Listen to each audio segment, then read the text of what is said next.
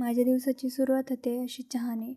मला सकाळी टिफिन बनवायचा असतो, त्याच्यामुळे रोज नाश्ता बनवणं शक्य नाही होत. चहा करून मी पटकन स्वयंपाक करायला घेतला.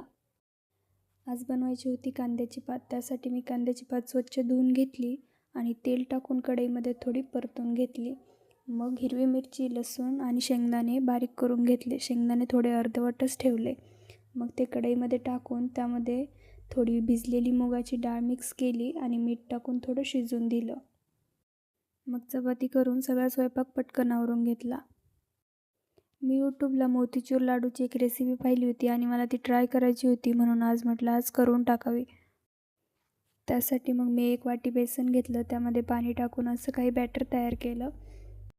एकीकडे तेल तापायला ठेवलं. तोपर्यंत मी एका कढईमध्ये अर्धा वाटी पाणी घेतलं, त्यात 1 वाटी साखर टाकली, त्यात थोडा फूड कलर ॲड केला आणि थोडं केसर ॲड केलं आणि बेसन असं तळून बारीक करून घेतलं. मग मी त्यात मगजबी ॲड केलं. मग हे सगळं मी पाकामध्ये टाकलं आणि थोडं मिक्स करून घेतलं. हे किती छान दिसतंय. मग याचे लाडू बनवले. मला लग्नाआधी जरी असलं काही येत नसलं, तरी लग्नानंतर मी हळूहळू सगळ्या रेसिपी शिकते. तुम्हाला जर अशा काही रेसिपी येत असतील तर मला नक्की सांगा.